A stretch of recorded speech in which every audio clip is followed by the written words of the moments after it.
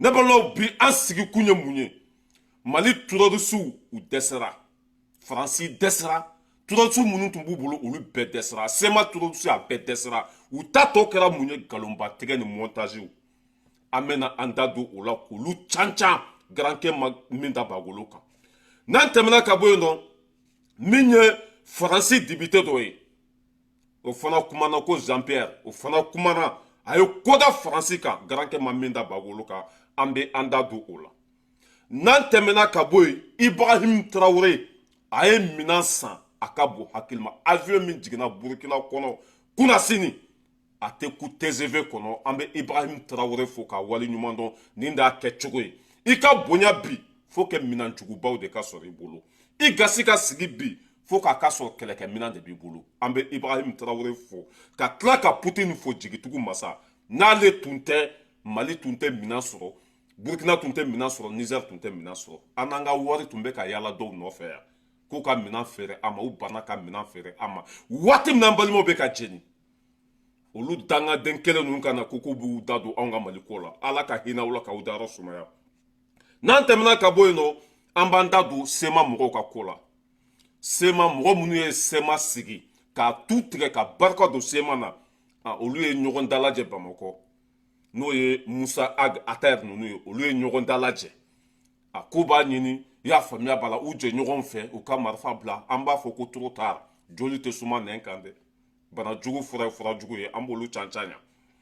n'an bɔra yen nɔ min ye Kaya Magan Sise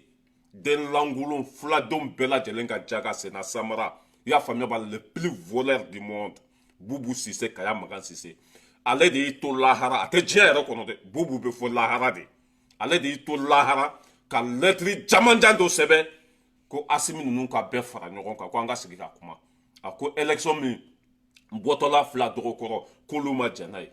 e ni ala na kira cɛ mɔgɔ min bɛ lahara mɔgɔ min bolila ko a ye faso nafolo suɲa mɔgɔ min bolila ko danbe t'a la o de bɛ n'a da don élection ko kuma la o de bɛ n'a da don ko bɛɛ ka fara ɲɔgɔn kan bɛɛ ka fara ɲɔgɔn kan e bɛ min la question est là bɛɛ ka fara ɲɔgɔn kan an ka sigi ka kuma mais e bɛ dugu jumɛn de la dis-nous Bubu Sise dangadenw ka dangaden zondenw ka zonden faso kumasuludenw ka faso kumasuluden a ka mara a kɛra tɔɲɔ de ye anw ma jamana nafolo bɛ tɛmɛ yɔrɔ la Bubu Sise n'a balimaw de tun bɛ o y'a bɛɛ soɲa bɛ koda e kan bi garankɛ ma min da bagolo ka zonden i kan'i nɛ minɛ ka bɔ an ka jamana ko la Mali bɛ tɔɔrɔ min kɔnɔ bi e don waati min na o ko sago munduru jurɔ o bɛ ka jɛni jamana i y'a faamuya b'a la jamanadenw ye wari voté assemblée kɔnɔ k'a di Bubu Sise ma k'a ka taa blindé san a taara wari don carton de la n'i ye blindé in ci a bɛ yɛrɛkɛ de n'i ko i bɛ mugu ci ni blindé ye a bɛ bɔ ɲɔgɔn na o mɔgɔ langolonden k'a yɛrɛ to lahara ko sigi ka kuma ka kɛ mais viens n'an ka sigi an ka kuma e tɛ se k'i to lahara ko an ka fara ɲɔgɔn kan o i bɛ na terrain de kan an bɛ fara ɲɔgɔn kan non ko billahi c'est pas la peine quoi an b'ale cancanya n'an bɔra yen nɔ min ye ne yɛrɛ fa ka tɔn ye Imam Diko Semasi olu fara bɔra panpan na k'olu ma jɛn ni élection min bɔtɔla fila dɔgɔ kɔrɔ k'olu ma jɛn n'a ye waati min na tasuma bɛ jamana kɔnɔ minisima tagatɔ min filɛ nin ye a ma nɔgɔ bi gari bɛ Mali ni Faransi tɛ Utosi yɛrɛ tɛ Mali kɔnɔ tuguni ani Faransɛw de bɛ ɲɔgɔn na hali kunu an ye Faransɛ min faga ala kelen de b'a da dɔn a image bɛ fan bɛɛ fɛ o waati kelen o lɔri k'o ka jamana dɛmɛ u nata bɛ an ka impôt de kan ko élection ka kɛ élection ka kɛ jama bɛ aw kɔ wa mun nafa bɛ aw la bɛɛ tigɛra aw la Semasi mɔgɔw ne yɛrɛ fa ka tɔn Imam Diko ka tɔn k'olu ma jɛn n'a ye élection ka bɔ a dɔgɔ kɔrɔ ko élection ka kɛ sisan ko nin sɔrɔdasi ninnu ka taa ka bɔ yen ko civil ka sigi ma da i la o ka fisa an ka da i la ka tila ka tigɛ i la anw tigɛra aw la fo k'anw cun aw kɔfɛ nafa foyi tɛ aw la mɔgɔ si tɛna kɛ aw fɛ nin fanga in bonya tɛ yen a ma min da aw kan a ma min di aw ma bonya tɛ yen a ma min di aw ma aw ni M5 jɛra yan a y'olu bɛɛ janfa n ko fɛn bɛ ne y'a fɔ n k'aw k'aw dabɔ Mali ko la aw ka to aw ka wo kɔnɔ o de sutura ka bon n'aw bɔra k'aw bɛ kuma Mali ko la malo ni lebu de b'a kɔfɛ a tɛ marché tuguni ça marche pas an tigɛra aw la fo k'an cun aw kɔfɛ ka Mali bila dingɛ kɔnɔ ka Mali bila retard la nin Semasi don olu de buwa sigi yan ka bubu di amaya ka mutarwan di amaya nu fen be ka fen tɔgɔ fɔ san u kɛra Mali ma kɔlɔlɔ de ni danbe bɛ yen ni tiɲɛ bɛ yen ni hɔrɔnya bɛ yen aw kan k'aw dabɔ Mali ko de la Mali fɛn bɛɛ di aw ma mɛ n'an bɛ taa an bɛ se génération min bɛ yan bi maa si tɛ bonya k'i kunsigi jɛlen don maa si tɛ bonya k'i bɔnbɔsi ka jan maa si tɛ bonya ko dolokiba b'i la walima kɔlɔsi b'i tɛgɛ kɔnɔ i sigilen bɛ misiri kɔnɔ bonya ye kɛwale de ye ni kɛwale tɛ yen an jɔlen bɛ yan k'i can can kuma fa n'a ba filɛ an b'a laban ni sarakaden ye Buba Sumaworo ale fana kɛra Terroriste de sa i b'a dɔn Terroriste hakɛ min bɛ Mali kɔnɔ sa CDR mɔgɔw CDR bɛɛ tɛ dɛ dalilu bɛ n bolo preuve bɛ n bolo yan CDR mɔgɔni dɔw bɛ WhatsApp groupe kɔnɔ olu kɛra Terroriste ye ni Terroriste ye vidéo min monté u b'a di olu de ma olu de b'a cari WhatsApp groupe kɔnɔ n'an bɛ taa an bɛ se n'o bɔra yen nɔ Buba Sumaworo ale fana kɛra Terroriste ye n filɛ nin ye ka karamɔgɔ minnu tɔgɔ fɔ olu fana ka mɔgɔ caman bɛ yen nɔ olu kɛra Terroriste ye o bɛɛ tɛ dɛ mɔgɔ ɲɛnama baden de b'o la n'u bɛ faso fɛ mɛ dɔw bɛ ne yɛrɛ fa ka mɔgɔw la olu bɛɛ kɛra Terroriste ye jamana ka ɲuman tɛ fɔ juguman n'an bɛ taa an bɛ se ayiwa an bɛ waati min fana kɔnɔ c'est normal a bɛ guwan n'i ye dunu golobatɔ ye n'a bilatɔ ta faratɔ don baara in banna pewu kulu sera cɛncɛn ma ayiwa Mali bɛ k'an ta ye Mali bɛ k'an sago ye hali a tamati t'anw na hali a siga tɛ anw na ne balimaw an bɛ don an sigikunba kɔnɔ k'a ɲini maliden bɛɛ fɛ k'a ɲini maliyɛnden bɛɛ fɛ bɛɛ k'i hakili sigi ko min yiranna mɔden an ɲɛ b'a la bi kumaw bɛ ka caya hali fanga dɛmɛbagaw olu bɛ ka taa da juguw ka vidéo montelen dɔw la vidéo minnu kɛra depuis 1967 depuis IBK tile la i y'a faamuya b'a la ka lagasa minnu tun bɛ yen olu minɛtɔw olu vidéo de bɛ ka segin ka na bi Asimi tile la nin kɛra Asimi tile la nin kɛra a bɛɛ nkalonfin k'a yira aw bɛɛ la k'aw ka hakili sigi anw ka armée bɛ condition kɔnɔ bi se b'u ye bi fanga b'u la bi Asimi y'u labɛn i y'a faamuya wala o cɛ tɛ yen i y'a faamuya wala min bɛ se k'i jɔ an ka sɔrɔdasiw ɲɛ bi vidéo fɛn fɛn bɛ ka circuler bi a bɛɛ juguya ni nkalonfin ni montage de walasa ka anw la décourager walasa i y'a faamuya b'a la ka ni séparation ye an yɛrɛ dama ni ɲɔgɔn cɛ aw kana nin si ta ka baara kɛ hali an ka kɛ Terroriste ka dimi don an ka sɔrɔdasiw la o man kan anw la décourager o k'an ka dusu de don anw kɔnɔ ka tugu an ka sɔrɔdasiw kɔ k'an ka sɔrɔdasiw dɛmɛ walasa nin kɛlɛ an bɛ se ka gagner cogo min na i y'a faamuya b'a la a nin kan ka dusu de don anw kɔnɔ hali n'a y'a sɔrɔ an ka sɔrɔdasiw tora nin ko in na o man kan mɔgɔ si décourager bɛɛ kan ka dusu de ta ka armée dɛmɛ ka kɛ cɛ ye ka faso kumabɔ or que cela veut que tiɲɛ yɛrɛ tɛ fɛn minnu na ni barika tun bɛ Terroriste ye Mali armée tun tɛ don Kidali ni barika tun bɛ Terroriste la bilahi an filɛ ne ka kan fɛn fɛn récupérer bi a tun tɛ récupérer a k'a yira aw la vidéo fɛn fɛn bɛ ka circuler bi an ye nin kɛ Mali armée la an ye nin ka in minɛ ni avion jiginna yan fɛ ni avion binna yan fɛ a bɛɛ nkalonfin tiɲɛ t'a si la a ye to aw ka armée kɔ barika bɛ Mali armée la Mali armée bɛ ka baara kɛ bi a ka bon hakili ma kuma fɛn fɛn bɛ ka fɔ bi a bɛɛ ye juguya ni nkalonfin de ye ni mɔgɔ dɛsɛra i bɛ nkalon tigɛ ni mɔgɔ dɛsɛra i bɛ montage ni fɛnw kɛ sinon armée bɛ ka baara min kɛ bi ɲadimi de kɔnɔdimi tɛ o Mali armée filɛ ni Kidali da la bi ka Kidali bɛɛ lamunu ni barika tun bɛ Terroriste la Mali armée bɛ se Kidali wa ni barika tun bɛ Terroriste la an ka kan tora saba dɔrɔn de kan saba i y'a faamuya b'a la kɔrɔnfɔla la kan saba dɔrɔn de tora i y'a faamuya la Tesilit ani Agorlov ani Kidali nin kan saba in o dɔrɔn de tora an bɛna olu fana minɛ nin tile fila la ni barika tun b'u la an tun bɛ se foyi yan IBK tile la lakana dan tun ye Segu de n'i tɛmɛna Segu kan dɔrɔn bɛ taa n'i ye bɛɛ b'o kalama mɛ bi an bɛ Kidali c'est normal nkalon bɛ tigɛ c'est normal vidéo bɛ monter c'est normal mais a ye to aw ka armée kɔ o bɛ baara la faso kanu b'u la cɛsiri b'u la o bɛ ka jugu bunte se foyi tɛ jugu ye bi an bɛ ka tubabu bilen min faga nin tile fila in na tubabu bilen a n'a bubara bilen ni mani an bɛ ka tubabu bilen min faga nin tile fila in na a ka bɔ hakili ma ani tubabuw de bɛ ɲɔgɔn na Terroriste banna o ani tubabuw yɛrɛ de bɛ ɲɔgɔn na Sogɛli y'a fɔ n bɛna o dalilu di aw ma ani tubabu de bɛ ɲɔgɔn na sisan o de la n bɛ k'a fɔ aw ye n'a ye dunun golobatɔ ye n'a bilatɔ tɛ a faratɔ don mali bɛ kɛ malidenw sago de ye diyagoya a bɛ to anw de ta la an bɛ tiɲɛ de kan an ma foyi ɲini diɲɛmaw fɛ basigi ni lafiya kɔ u ka taa ka bɔ an ka jamana kɔnɔ anw de ta an ka sanu ye anw de ta an ka lithium ye anw de ta an ka fɛn bɛɛ n'a ko k'a bɛna an faga o nɔfɛ ala bɛ tiɲɛ de dɛmɛ o a baara in sera a kuncɛmayɔrɔ de ma c'est normal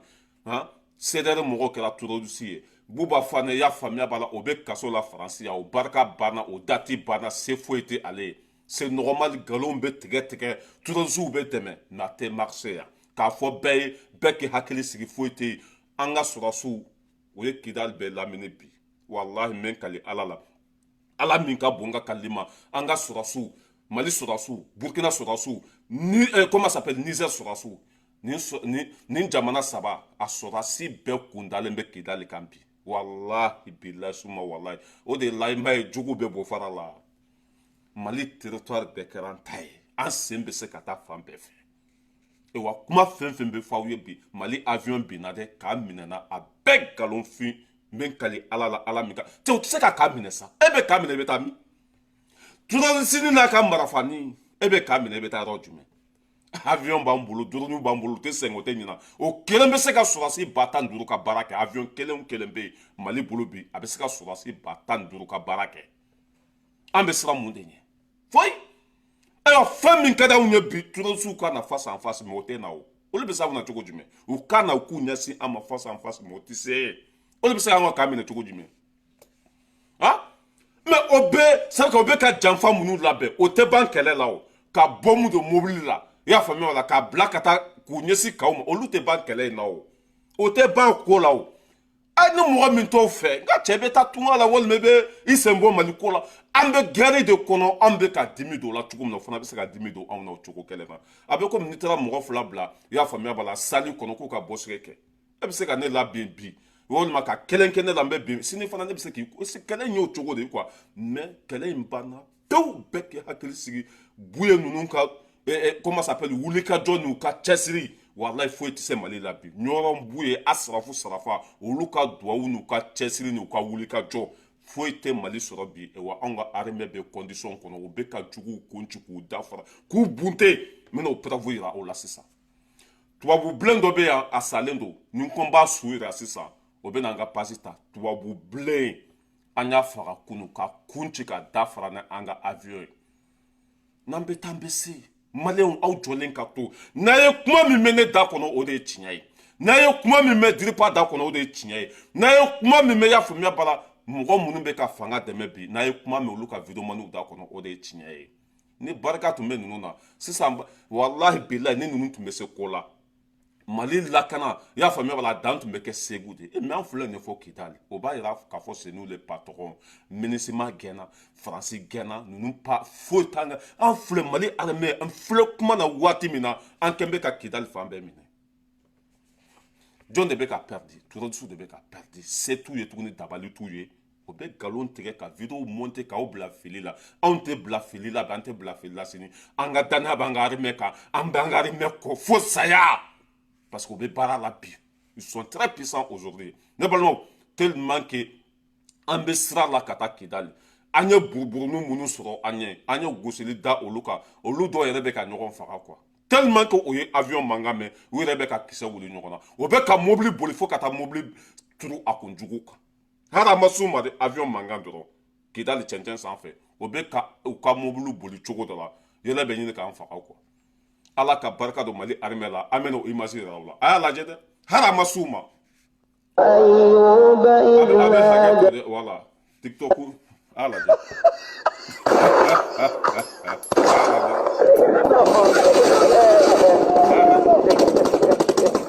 a ma hali s'u ma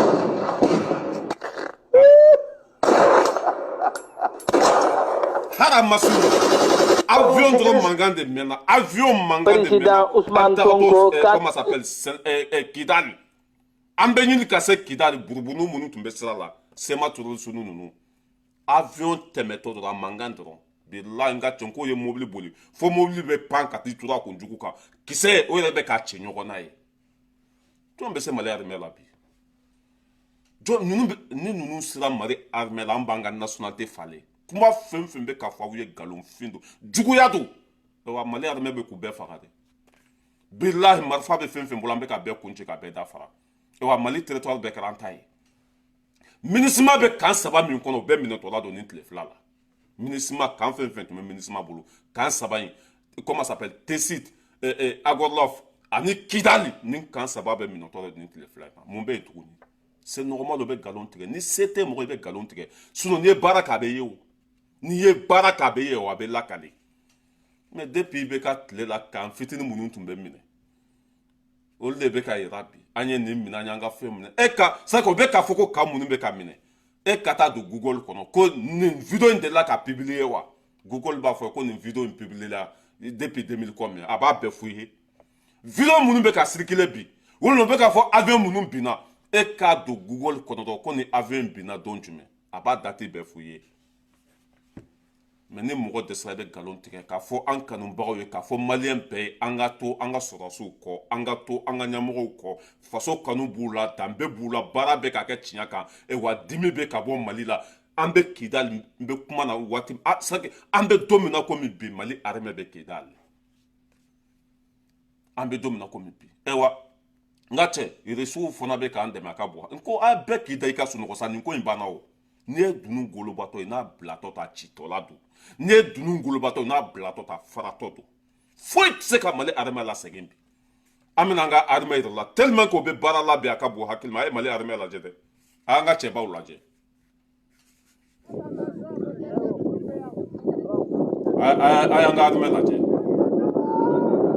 o ye ala ko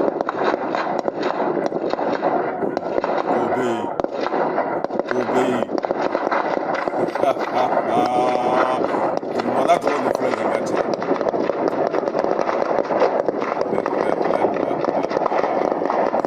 wara n ka cɛ walayi muso ɲuman dɔw de filɛ nin kungo kɔnɔ ta avion tɛ dɛ dugumala o ye terroriste bɛ bɔ baara la terroriste fɛn fɛn tun b'o lamini na o y'a bɛɛ faga dugumala la avion ma s'o ma dɛ duguma an ka sɔrɔdasiw de filɛ nin dugumala la n ka cɛ u bɛ ka terroriste bunte fo sɔrɔdasiw yɛrɛ bɛ dɔn kɛ quoi tellement k'u fari bɛ ka bɔ ɲɔgɔn na n'a ma kalaya an ka sɔrɔdasiw tɛ nisɔndiya a bɛɛ nisɔndiyalen don bi a bɛɛ bɛ komi fali k'u tigɛlen c'est vrai que ni baara bɛ ka kalaya waati min na muso ɲuman denw olu fari bɛ bɔ ɲɔgɔn na olu bɛ dusu ta an ka sɔrɔdasiw n ka cɛ n ko Asimi y'u labɛn de quoi k'u labɛn ka dɔ fara u ka sara kan ka minɛn ko a bɛ i ɲɛ t'u la marifa de bɛ ka ci dɛ dɔw bɛ dɔn na quoi marifa bɛ ka ci ala n ko ala ka barika don mali a y'u lajɛ dɛ mali armée de filɛ nin ye n ka cɛ avion yɛrɛ ko avion ka to yen fɔlɔ u mago ma se avion ma fɔlɔ avion a ye avion to yen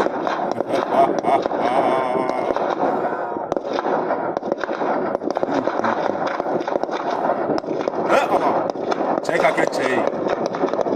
armée monte en puissance armée monte en puissance o ye tabila forobamugu la ka tabila forobamugu la n ka cɛ juguw bɛ bo fara la bi ni ala na kɛ cɛ ninnu n'u ka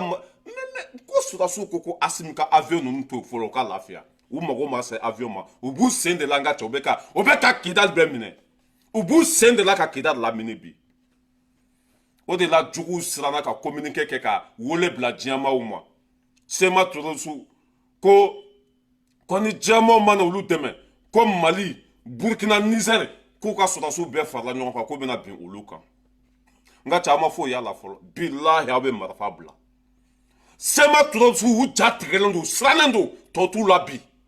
o ye communiqué kɛ ko diɲɛmaaw ka n'olu dɛmɛ o ni mɔgɔw ko ka n'olu dɛmɛ ko nin jamana saba sɔrɔdasiw bɛɛ farala ɲɔgɔn kan k'o filɛ ni Kidali donda la k'o bɛna olu bɛɛ faga a bilan t'a bila i ni filan de bɛ ɲɔgɔn na a bilan t'a bila bilahi tasuma kami o de ma da i tɛgɛ kɔrɔ barika bannen den ninnu yanni aw ka communiqué sɛbɛn k'a ci ninnu ma ko ka n'aw dɛmɛ aw de m'a fɔ k'aw bɛ se ne y'a fɔ ko c'est que kunnafoni fɛn fɛn bɛ ka di aw ma bi mali armée binna dɛ nin kɛra ta bɛɛ nkalonfin a ye taa Google sanfɛ Sema mɔgɔw ka communiqué bɛ yen kunun ko ni diɲɛma mana olu dɛmɛ ko ni jamana saba Mali Burkina Niger k'u ka sɔrɔdasi bɛɛ farala ɲɔgɔn kan ko bɛna bin olu kan Kidali terroriste dɔ bɛ ka nin fɔ dɛ e tura si min marifa b'i bolo i bɛ ka maliyɛnw faga an ka sɔrɔsiw bɛ ka sebaya sɔrɔ bi e bɛ nkalonba tigɛ la hali nkalon tigɛ maloya t'u la ko diɲɛmaw ka na olu dɛmɛ ko sinon ko o bɛna bɛn olu kan k'olu ye maliyɛnw de ye u ma se mɔgɔ ma mɛ ko burukina ni mali sɔrɔsiw ani nizɛri sɔrɔsiw k'u bɛɛ farala ɲɔgɔn kan k'o bɛna bin olu kan k'o bɛna olu faga bilahi an bɛ kidali ci ka tila ka jɔ kidali bilahi n'an ye cɛ o cɛ sɔrɔ yen an b'a bɛɛ kun ci k'a bɛɛ dafara ka tila ka kidali jɔ kura ye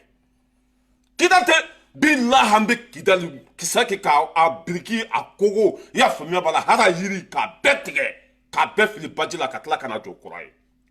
puissance min ɲɛsilen bɛ aw ma fanga min ɲɛsilen bɛ aw ma bilahi hali n'an ye cɛncɛn de sɔrɔ an bɛ tɛmɛ n'a ye hali dugukolo n'an y'a sɔrɔ an b'a pɛrɛn de ka tɛmɛ n'an sen fila ye a tɛ marché dɛ voilà k'a fɔ an jugulamɔgɔw ye bɛɛ k'i hakili sigi baara in banna pewu kɛlɛ in mali y'a gagné pewu mali territoire bɛɛ kɛra an ta ye e wa dimi tɛ se ka don an na bi asimi de bɛ yen asimi de bɛ yen n'an bɛ taa fana an bɛ se kuma fɛn fɛn bɛ ka fɔ aw ye bi nkalon don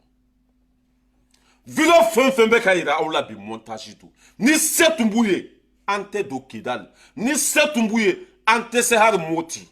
mɛ n'i y'a ye an bɛ ka taa kidali lamini bi u donko de banna u dɛsɛra u binna u kɛra juguw sago ye kuma fana b'a filɛ de ayiwa sema turolusiw olu barika banna ani fa mɛ ko a image bɛ n kunya a ye taa whatsapp groupe kɔnɔ a image bɛ yen ni ko n bɛ tubabu bilen yira sisan tubabu bilen an y'a faga kunu attaque la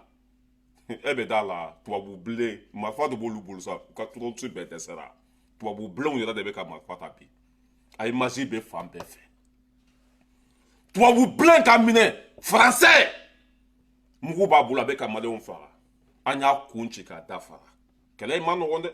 wa c'est-à-dire que maa tɛ hɛrɛ sɔrɔ ka sɔrɔ i ma gɛlɛya cɛ ci maa tɛ lafiya ka sɔrɔ i ma sɛgɛn nin waati in na an k'an sigi ni fɛn bɛɛ ye mɛ an kana décourager nin waati in na an k'an sigi ni fɛn bɛɛ ye mɛ an ka to an ka armée kɔ an k'u dɛmɛ découragement zéro découragement zéro nin waati in na fɛn bɛɛ bɛ se ka mɛn fɛn bɛɛ bɛ se ka ye mɛ a kana mɔgɔ si bɔ i ja kan kana mɔgɔ si paniquer a kana mɔgɔ si bɔ i ka sira kan an sera terminus de la wala dɔɔnin na an sera yen de an sera terminus de la foyi t'a lasegin kɔfɛ wa armée bɛ baara la dɛ armée bɛ baara la a ka bon hakili ma an bɛ tɛmɛ ka bɔ yen nɔ an bɛ na comment s'appelle faransi député dɔ kumana kunu an k'o kumakan k'a la n'an bɛ taa an bɛ se dɛ mali journal de an bɛ mali ORTM fo ni de y'a kɛ cogo ye ni faransɛw yɛrɛ ka député bɔra k'u ka ɲɛmɔgɔw cancan k'u ka nkalon yira bɛɛ la u bɛ jugu sagoya min na k'a fɔ mali teleso kan ka taa de k'a labɔ k'a la passer malidenw ka bɔ a tiɲɛ kalama ORTM bɛ baara labɛn a ka bon hakili ma faransi député de bɔra ko waati dɔ sira ten sa faransi k'a ka sɔrɔsiw bɛɛ bɔ mali kɔnɔ CFA kolon tɛ min n'o bɛ ka di an ma o k'u ka CFA dilanni dabila parce que jɔnya wari don jɔnya wari de wa wari in yɛrɛ tɛ danbe t'a la ko faransi kɛwale min tun b'u bolo kunu politiki min b'u bolo ko waati dɔ sira ten sa k'u ka falen k'u ka baara kɛ tiɲɛ kan sinon o bɛ ka fɛn fɛn fɔ mali ma k'u jɔ t'a la dɛ o bɛ ka nkalon fɛn fɛn da mali kan k'a tɛ marché faransi député o de bɛ ka tori tɛgɛ fɔ assemblée kɔnɔ ala ta a bɛ ka fɔ faransɛw ye n'an ye nin fɔ aw tɛ faransi fɛ aw sigilen bɛ faransi aw bɛ ka nkalon da u la mais faransɛ yɛrɛ de bɛna kuma fan kelen ɲamisi o bɔra ka nin kuma kelen fɔ yan faransɛw ye sanction d'a kan k'a ka papier minɛ a la k'a ka wari bloqué faransi député de taara je ci Macron kɔ la assemblée kɔnɔ faransi député a taara je fara Macron kunkolo la assemblée kɔnɔ an bɛna kumakan k'a la k'a yira aw la ko tiɲɛ ye ala de ye bincogo t'a la nkalon mana san kɛmɛ kɛ boli la don dɔ la tiɲɛ b'a la jɔ an bɛ ka kuma fɛn fɛn fɔ yan ni faso kumasuludenw b'a kɛ kuma wɛrɛ ye k'a kɛ juguya kan ye faransɛ ka député yɛrɛ de bɛna segin anw ka kumakan kan k'a yira diɲɛma bɛɛ la ko tiɲɛ bɛ mali bolo tiɲɛ bɛ malidenw bolo nous sommes pas anti-français nous sommes anti-politique française n'an bɛ taa an bɛ se tiɲɛ de tɔgɔ ye ko ala bincogo t'a la an ka faransi député lamɛn de l'intervention de Jean-Paul Lecoq, député à l'Assemblée nationale française. C'était ce matin. Il dénonce avec véhémence la politique néocoloniale et impérialiste de la France dans les pays africains. Nous l'écoutons. Billet lundi le 2 octobre 2023. Parce que date quoi. Billet le 2 octobre 2023. Ka batuli nyangi fo. Anga français député kumaka la mede. Jean-Paul Lecoq. Abena sega nga kuma bekanya. Nambe tambese. Avec les putsch au Niger, au Gabon cet été, votre politique néocoloniale et impérialiste en Afrique a connu l'un des plus grands revers. La faute à une politique pilotée pour nos intérêts économiques de l'uranium au pétrole. De même, ce même fait colonial qui est dénoncé dans nos outre-mer, qui vivent la persistance de cette mentalité dans des territoires exploités uniquement pour leurs ressources naturelles sans égard pour la souffrance des populations, au risque d'une explosion sociale que vous ne saurez pas voir venir. Au Sahel, vous avez demandé aux militaires de faire de l'humanitaire. Aux humanitaires, vous leur avez demandé de faire de la politique. Aux diplomates, vous leur avez demandé de n'être que la caisse de résonance de l'Élysée et donc des multinationales françaises. Et quand vous prétendez défendre la démocratie, les peuples vous répondent en dénonçant et en rejetant les tricheurs. Il n'y a pas de sentiment anti-français. Les peuples africains sont anti-politique française. Ils veulent accéder à leur deuxième indépendance, celle de la souveraineté économique et financière. Nous devrions les écouter. Nous devrions fermer les bases militaires en Afrique et en finir avec le franc CFA. Et que dire du franc Pacifique? Au lieu de cela, vous continuez à exiger des sanctions internationales qui étouffent les peuples et renforcent l'image d'une politique française aveugle aux besoins des peuples. Vous avez même exigé la fin de la coopération culturelle avec tous les artistes maliens, burkinabés et nigériens et bloqué l'obtention des visas pour les étudiants ressortissants de ces États. En appliquant ces injustes sanctions collectives, vous vous en prenez aux puissants vecteurs de paix que sont les coopérations culturelles et intellectuelles. Madame Colonna et Monsieur Vigier, quand l'arrogance néocoloniale va-t-elle quitter nos politiques publiques? Ça c'était Jean-Pierre Coq. Nga chaya befo ka ban. Pew ka jechi makoron kola. Ku ka politique ko blague tuer do mo faka politique do bengal politique do zone politique do ko Afrique te jena etu. Ko africain be kuka intérêt de défendre ou be kuka here de nini mais ko ono be français contre la ko quel intérêt. Nous ne sommes pas anti-français, nous sommes anti-politique française. Français politique de be ka anga sanusunya, français politique de be ka fana ba ufara, français politique de tout suko créer Mali kono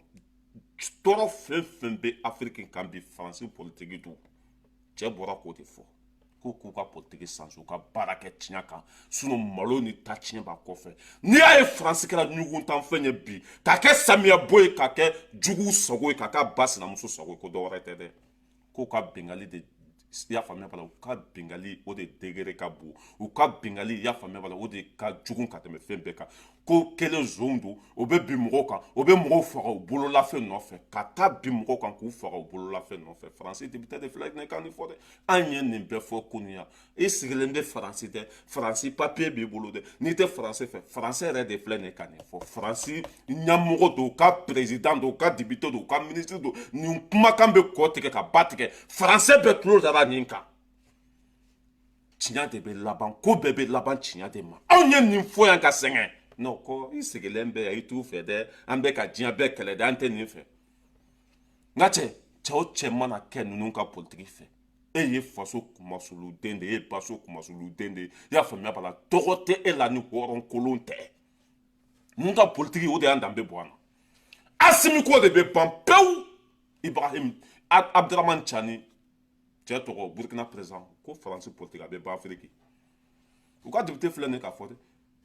ah Minye Franklin Nyamsi a buraka ninde donose we cheka banki bloqué ya ka cheka baratien ka chema gosa hala mulu fle video kala ambe toko bubulu mais on tebe ala de bulamba en façon de quoi on te sram poabu blene nya quoi on te sram aussi ambe sra ala de amba en façon de quoi akade choko chwa kete mais mali de mali on tabla français be galon de ka mali jugu folo français de tout aussi français de be kan fana baw fara français député da flene kana 70 ya ka boka fo ou ka assemblée kono ku ka politique blague tuer do Abete meninka. Maintenant betambesi. Tiens de trop yoko Allah. Nambetambesi. Abete mekabwe non. Minye Burkina président Ibrahim Traoré. Awula deliko la tuguni de. Jamana te Johnny Makeleke minasa. Asimio de famille. A droke fana Ibrahim Traoré ayo de famille afle. Avion woro. Namwe rasina bu rasiningene. Nuko woro ba so den keme de be. Ni surasi kima ko avion woro de sana. Iba sur bakelen de sana. Ni surasi kima ko avion duru de sana. Iba sur basaba de sana. Ibrahim Traoré aye mobile min fana sa katkate min sa akabo hakilima fleni. Ni be sana. Ni numbe ira. Si je me trompe pas demain ou après demain. Ni be ira Burkina population. Nambe tambese a Mali surasi. Niger surasi. Burkina surasi. Ou be farlembe nyoron kambika. Ke fa kelen pa kelenye. O ye Kidal be lamini bi o de la jugu panikelen do siranen do jatikelen do be galon batikela o be ka diama wolo ko kan olu deme Burkina ni de sa a be do kunchi ka dafa e ka avion yin fe laje ki se tuyoro laje ki se kemenu ko de be do ya famia bla fin ko na ya jigi ka ngache ni la harate ete jo Ibrahim Traoré ni avion jugu banu de sa ayo continue ka sande ani France de be nyokona ni turo tuto nyokona kuma fa na pas fleur ayo continue ka keleke minasa ani turo tuto nyokona ani France de be nyokona bi har kuna nye to abu min fa ka bo hakelema ay sogal kuma kan lame yani ngani no roko ay sogal kuma kan lame ambassadeur unana nefe uku ba fi kanda sumusumu kado ambena fo minifa katawa ubian tefo never ya do akili min bulan yu bula brusu kono ma tiempo yanku ayajo ni ministre des affaires étrangères kuma na ambe bena ame an reta do bena kimi donc utara fo beye ko Mali se ka fanya ka fo Mali ministre ka bo malla président ya woli les fla les saba ay nyonda laji anga ministre ya avion takata o ya soro yoro bela uko Mali se ka fo communisme makata o kurai se ka sura Afrika jamanala Monsieur la Congo, par exemple, depuis 2018, une résolution ta kukato ukajamana, mais on m'a beau, ça c'est vrai. Donc, au Mali, c'est qu'au courage soro. Anga ministre Tara. Au Faro Gassal, qu'on a parlé New York, ja wulila yamba makoka siège la photo Sara. Voilà. Parce que Faro be ko Mali, c'est que modo be balloni de là-haut. Si. Jamana ti lafiya soro donc ko ambena nimisa donc o kele de be sena courant fait o de kuma ne ko be jamana o jamana ni ma sara akara hadamadi akara wariwa akara nafolo ni ma sara wati dola itika hore yan soro si o de be ulu nyana frafion ni ma kele ma fla sara dron o be sonjo yama andu yimifo ni ma kelen fa awfe ambe tanfa fa efe nan torola abe dabla men tora dura ambe segi ko retrait stratégique ou retrait tactique ou ambe segi la fiette nawo ay sam bisa bake fanganti ko bena la fiette nyini be la fiette deli akaduma mais ate di machimao ne be jojora la fiette benawo ça c'est vrai monsieur le ministre. Donc, en cours, d'ici le 31 décembre. Donc, quel est le BC Nassisa? Ko ambena nimisa otseka ke. Yu labe. Chesri kan kono lere. Lere ayuge. Uye ka état-major chef Asaraï. Hein? Ukoku soda bena fe mogo jawli. Wena ubi bla kata Tombouctou mogo te do Tombouctou gawo kaw en réalité bateau yi dunaw de ya ciwo wallahi terroriste dunaw de ya ci hali Mali la sisa do bambolo jema do bambolo farajo do bambolo yum new nyanama ulu kumanao tionde be keremina nduma munde uka objectifier barkan ere nyemo ka soda suma ko an kun bɛ a bɛ 100 bɔ u y'an gɛn ka bɔ yan a bɛ 150 bɔ ayiwa sisan an nana an tɛ bɔ yan fo 100 a y'o f'u ye o donc fo maliyɛnw ka faamu ni maliyɛnw y'a faamu an tɛ segin kɔ tuguni ala barika la non an tɛ segin kɔ papa wallahi an tɛ segin kɛlɛ in base ninnu sisan u bɛ siran pour que an kana taa Kidal u bɛ mankan wuli dugu ma pour que an ka ɲina Kidal ala ka barika don nin cɛkɔrɔba in na dɛ Sogɛli Kokala Mayiga a y'a bɛɛ fɔ ka ban an ye tubabu bilen min minɛ nin tile fila la hali an ka bato min attaquera tubabu de y'a faamu miseli fila an ka bato na an y'olu minɛ ɲɛnama min b'an bolo nin tile fila la parce que u gɛntɔla min filɛ nin ye n ka cɛ kɛlɛ bɛ an n'u cɛ dɛ wa ko in bɛ juguya ka tɛmɛ nin bɛɛ kan a bɛ kalaya ka tɛmɛ nin bɛɛ kan MINUSMA ka minɛnw bɛ ka étranger bolo bi mun kosɔn tagali bɛnnen t'u ma an ye kalo 6 de di MINUSMA ma k'u ka Mali bila kalo 6 MINUSMA ka sɔrɔdasi 3,000 dɔrɔn de bɔra sɔrɔdasi 10,015 kalo 6 de d'u ma kalo 3 fɔlɔ o banna pewu MINUSMA ka sɔrɔdasi foyi ma taa fɔlɔ sɔrɔdasi 3,000 dɔrɔn de bɔra Mali kɔnɔ o b'a yira k'a fɔ hali bi tagali t'u kɔnɔ mais o bɛ taa de diyagoya maliyɛndenw de ta ye Mali ye an tɛ nin sira in bila an tɛ segin an kɔfɛ Sogɛli y'a fɔ cogo min na n'an bɛ taa fana an bɛ se n'an bɛ taa an bɛ se an tɛ segin kɔfɛ wa an tɛ nin kɛlɛ in bila tubabu yɛrɛ de bɛ ka marifa ta bi ko bɛ jɔ an ɲɛ an bɛ k'u kun ci k'u ta fara u mana jɔ an ɲɛ yɔrɔ la an b'u faga ka tɛmɛ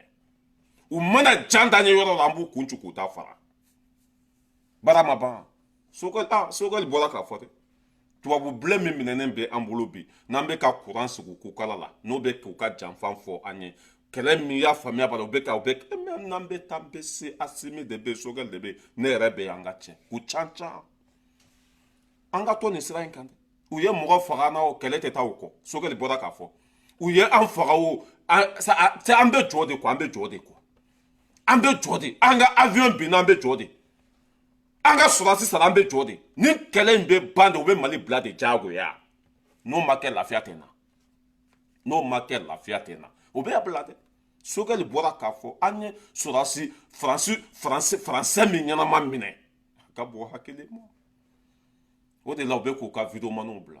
k'u ka nkalon tigɛ montage bɛ kɛ nin bɛ kɛ nin bɛ kɛ vidéo fɛn fɛn yirala aw la a ye taa don Google kɔnɔ ko nin vidéo in delila ka publier wa Google b'a fɔ ko nin vidéo in publier la nin don nin kɛra nin don a bɛɛ nkalonfin dimi tɛ se ka don an na u taara u jɔ an ɲɛ yɔrɔ an y'u bɛɛ faga ka tɛmɛ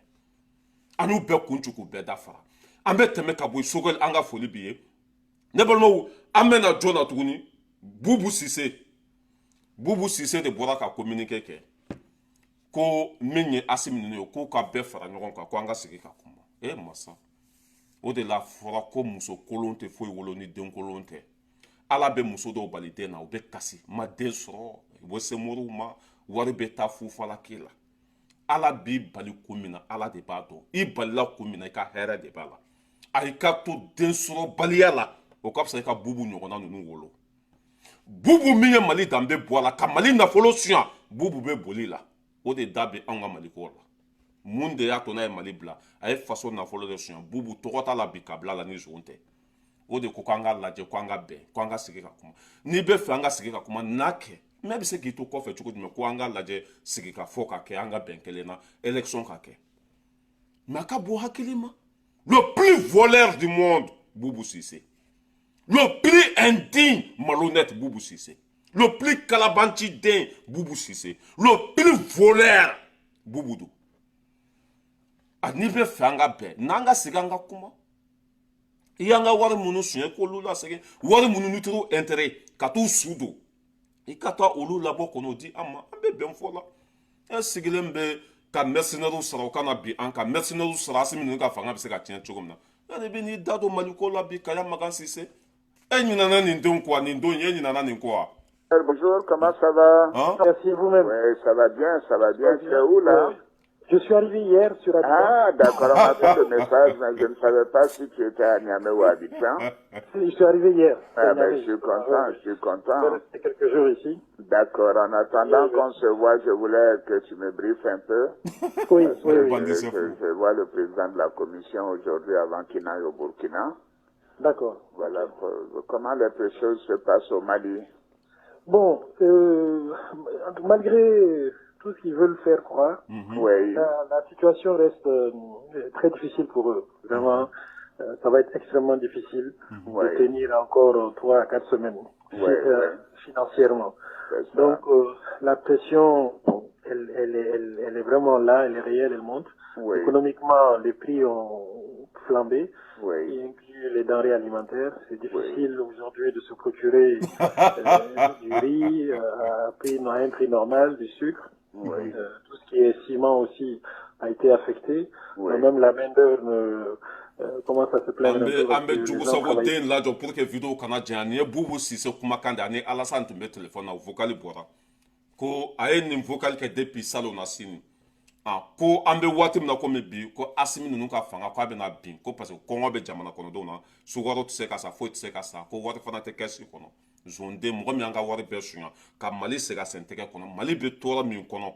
ni wari min suɲa ni nana n'a ye Mali kɔnɔ bi maliyɛn bɛɛ bɛ dumuni sɔrɔ bɛɛ bɛ baara sɔrɔ bɛɛ bɛ kɛnɛya sɔrɔ bɛɛ bɛ lafiya sɔrɔ nin kelen wari min suɲa n'i y'a di Mali ma bi an bɛɛ bɛ lafiya mais Ala ka hinɛ la k'i dayɔrɔ sumaya i y'an kɔ k'i tɛmɛna Ala ka nɔgɔya fɛn bɛ yɛlɛ e la ɲin tɛ fɛn min da kɔnɔ ne tun bolo ko e bɛna maloya ka hakili sɔrɔ e de da bɛ Mali ko la bi e min sen tɛ se ka don Mali kɔnɔ cɛbakɔrɔ n'a kɔkili ka boli ka bɔ a ka denbaya kɔnɔ mun kosɔn k'a ye faso nafolo buruja o de sigilen b'a lahara kan a wanzɛrɛn kan ko an ka sigi ka kuma hali n'an sigira ka kuma bɛɛ bɛ se ka na Mali la hali ni bɛɛ farala ɲɔgɔn kan bi e bɛ se ka na tu peux pas venir n'i nana condamné jusqu'à la mort n'i nana peine de mort o de bɛ boli e ka peine de mort parce que e ye mɔgɔ min faga Mali kɔnɔ dan t'a la e ka jugu ka tɛmɛ Amadu Gufa kan waati min na Ogo Sago Munduru ju dɔ bɛ ka ci faso ye wari voté ka di e ma k'i ka taa blindé san i fa de bɔra k'a fɔ dɛ Imam Diko min y'i sigi an kun na ye o de bɔra k'a fɔ k'i taara wari bɛɛ don blindé o carton na mɔgɔ joli sara o senfɛ turɔsiw ye fanga joli sɔrɔ o senfɛ e de sigilen bɛ k'i b'i da don n'i ka communiqué janbanden ninnu k'i ka kuma kirikara ninnu bɔ i ka bɔ lahara i ka na nin tɛ yɔrɔ si nin bɛ jahanama ye bɔ i ka jahanama kɔnɔ i ka na an ka segin an ka kuma i bɛ jahanama min kɔnɔ i bɛ wo min kɔnɔ i bɛ dingɛ min kɔnɔ i bɛ lahara yɔrɔ min na an ka segin an ka kuma mais i tɛ se ka na parce que e tɛ cɛ ye e wolo cogo ma ɲa Zubi le plus voleur du monde faso kumasulu den min ye Mali ci o de b'a la bi ko élection ka kɛ ni élection kɛra bɛɛ bɛ mɔgɔ min ye ne dabaliya ban dɛ a bɛ nin lettre sɛbɛn bɛɛ la a bɛ nin communiqué sɛbɛn bɛɛ la mais i t'a mɛn a da kɔnɔ tile kelen ko n filɛ nin dugu la walima n bɛ sira la ka na i t'o mɛn a da kɔnɔ i t'o mɛn a da kɔnɔ abada mais n'an bɛ taa an bɛ se Mali bɛ c'est que Mali bɛ haramuya e la e ye Mali kɔnɔ fo n'an bɛɛ sara ka ban dɛ n'i nana Mali kɔnɔ an bɛ don kaso la zonden an bɛ tɛmɛ ka bɔ yen nɔ an bɛ na ne yɛrɛ fa ka tɔn na Semasi fana bɔra ka communiqué kɛ ko an ka ɲɛmɔgɔw bɔra ko élection bɛ bɔ a dɔgɔkɔrɔ k'olu ma jɛn n'a ye n ko Semasi fɛn bɛ yɛlɛ aw la ɲin tɛ tellement que maliyɛnw tigɛra aw la ko i ɲɛ t'a ka parti in na mɔgɔ yɛrɛ t'a kɔnɔ tuguni a Semasi jɔn de bɛ tugu aw kɔ jɔn de bɛ don aw ka tɔn in kɔnɔ ka Mali ci ka Mali lasegin retard la nin Semasi don ka Mali ci ka Mali lasegin retard la nin Semasi don olu de bua sigi an kun na ka misiriw yɛlɛma k'u kɛ kisew ye bua taara kɛ jugu sago ye o bɔra o la u yɛrɛ nana ko bua ka bɔ yen bua bɔra yen u nana ni jɔn fana ye Bubu Sise ninnu mais ko ni ne ye Semasi in kan ka dabɔ Mali ko yɛrɛ de la quoi k'u ta kɛ kuranɛkalan ye walima ka fɛn di mɔgɔw ma n'olu nana sigi ko olu n'an ma jɛn n'aw bɛ taa kun fara kogo quoi élection tɛ kɛ Mali kɔnɔ a tɛ kɛ bi a tɛ kɛ sini an bɛ min ɲini Asimi fɛ kana date yɛrɛ k'a la en tant que Mali ba ma sigi Mali ma basigi élection ko an kana mɛn i da kɔnɔ tuguni dɛ élection ko kana mɛn i da kɔnɔ tuguni maliyɛn bɛɛ b'i fɛ maliyɛn bɛɛ b'i kɔ maliyɛn bɛɛ bɛ fɛ i ka sa fanga la Ibrahim Traoré bɔra ka communiqué kɛ o don ko élection ko kuma tɛ Burkina en tant que ni jamana ma basigi il faut dire la même chose élection min filɛ nin ye filɛ ka bɔ a dogo kɔrɔ élection kana carte biométrique kana paga dilan kana élection ko kuma yɛrɛ fɔ i da kɔnɔ bɔtɛli ka communiqué kɛ k'a fɔ ni Mali bɛɛ ma kɛ an ta ye ni Mali bɛɛ ma basigi élection tɛ yen an b'i dɛmɛ yan i bɛ to fanga la duwawuden ni halaladen ni maaɲɛnamadenw de b'i kɔ bɔ dɔrɔn i ka communiqué kɛ wa kana dati di dɛ élection bɛ kɛ sini a bɛ kɛ kana dati foyi de di to fanga la ye fo ni jamana bɛɛ kɛra an sago ye ani Semasi barika bannen dɔ sigilen bɛ ne yɛrɛ Semasi yɛrɛ président ye jɔn ne yɛrɛ t'a dɔn quoi jɔn de bɛna tugu aw kɔ personne jɔn de bɛna k'aw fɛ personne mɔgɔw tigɛlen bɛ aw la bi a ka bon hakili ma aw de ye mugutara wan di yan i y'a faamuya bala mugutara wan tun bɛna faso ci tuguni ne ko cɛ aw tɛ se ka ci tuguni ni ko n bɛ kuma cogo dɔ la n bɛna taa n facɛ yɛrɛ dɔgɔya quoi n bɛ kuma ka dan niveau dɔ la semasi walahi ma da i la o ka fisa n ka da i la ka tila ka tigɛ i la anw dara aw la ka tila ka tigɛ aw la aw tɛ ci Mali kɔnɔ tuguni hali aw k'aw da bɔ politiki la ni sɔrɔdasi ninnu bɛ sa fanga la ni Asimi y'a bila Sadio b'a ta ni Sadio y'a bila Modibo Kone b'a ta ni Modibo Kone y'a bila Njawu b'a ta ni Njawu y'a bila Wage b'a ta ni ninnu bɛɛ banna y'a faamuya b'a la anw bɛɛ bɛ yan tuuru bɛ passe anw ma cɛ fanga tɛ passe aw ma tuguni c'est fini aw y'aw tile kɛ président fɛn fɛn nana aw gɛrɛla la yan président fɛn fɛn nana aw taara sun tigɛ kuluba mais ça suffit maintenant ça suffit a tɛ marché yan tuguni c'est massé pas paga wulu bɛ kule sugu bɛ jɔ élection tɛ kɛ bi a tɛ kɛ sini wa foyi tɛ bɔ a la pas paga aw ka communiqué zoro aw ka communiqué ni poubelle bɛɛ de ye kelen ye c'est massé mɔgɔw pas paga c'est foyi t'a ye bi nafa foyi t'a la bi maliyɛnw tigɛra aw la foyi c'est massé mɔgɔw foyi an t'aw fɛ bi an bɛɛ tun b'aw kɔ yan k'aw dɛmɛ mais an tigɛra aw la de a ye M5 tara ye ani M5 min ye kɛlɛ kɛ ɲɔgɔn fɛ ka taa Mugutari wan ta an tigɛra aw la a ye M5 tara ye yan jɔn de bɛ d'aw la tuguni wa u ta yɛrɛ tɛ Maliko ye wariko don u ta tɛ Maliko ye bi sini wariko don wa wari tɛ sɔrɔ bi a bɛ taa baara de kɛ k'i da so kɔnɔ aw tɛ baara la foyi k'aw da so kɔnɔ aw tɛ o banna Asimi tile la i bɛ taa baara de kɛ karamɔgɔ t'i to a ka so kɔnɔ la ilaha illallah wari ka jigin i disi kan ye o banna pewu jamana impôt a tɛ tila tuguni kungo wɛrɛ b'a la voilà bon Buba Sumaworo n ka aide sira kɔ a bɛ hakɛ to dɛ n ka aide sira kɔ n tɛ se k'a fɔ ko n b'a bɛɛ fɔ a ye Buba Sumaworo fana lamɛn quoi tellement que o don ko banna Buba Sumaworo a y'ale fana lamɛn a y'ale fana lamɛn non a bɛ hakɛ to dɛ a bɛ hakɛ to maintenant Buba Sumaworo une seconde k'ale bilasira quoi Buba Sumaworo ale voilà a y'a lamɛn Buba Sumaworo lamɛn a y'a partager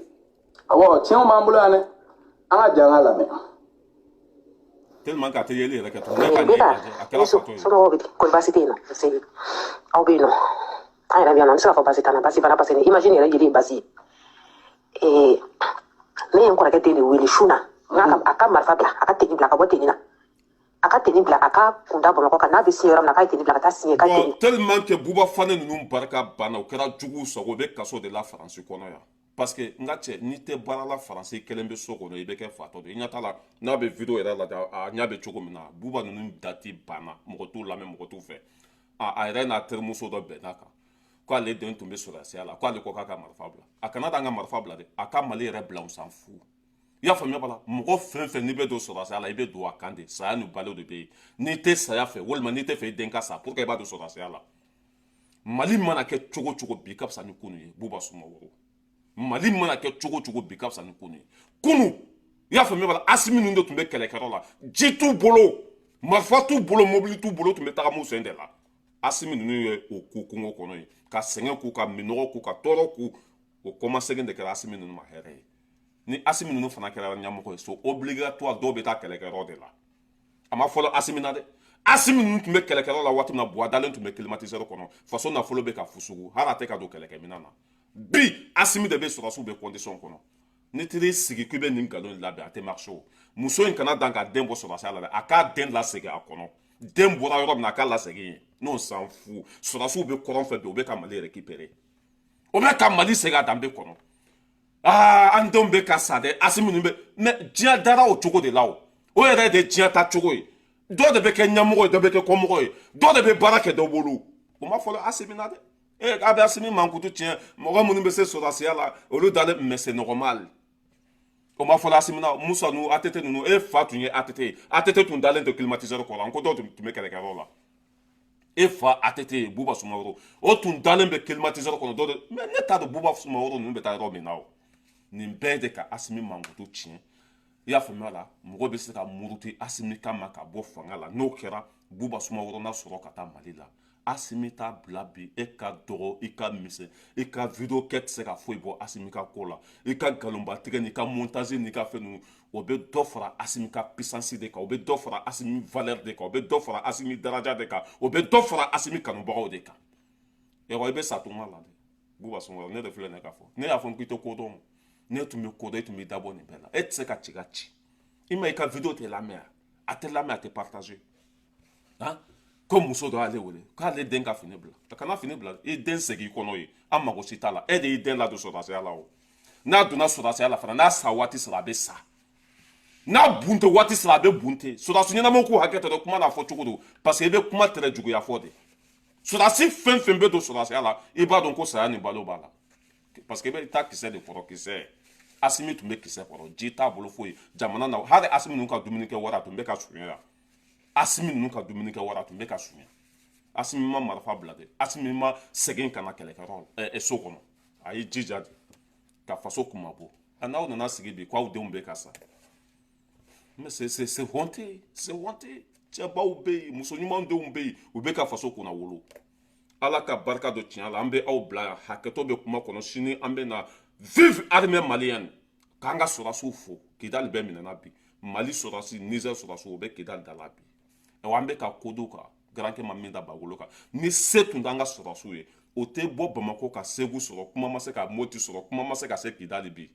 an bɛ ka avancer de armée monte en puissance an bɛ ka avancer de wa turasi fɛn fɛn ma ni jɔ an ɲɛ an bɛ kun ci k'i da fara se bɛ an ɲɛ bi a dusu b'an kɔnɔ minɛnw b'an bolo Asimi de bɛ Mali bɛ ka turasiw faga a ka bon hakili ma an ye turasi min faga nin kalo kɔnɔ nin semaine kɔnɔ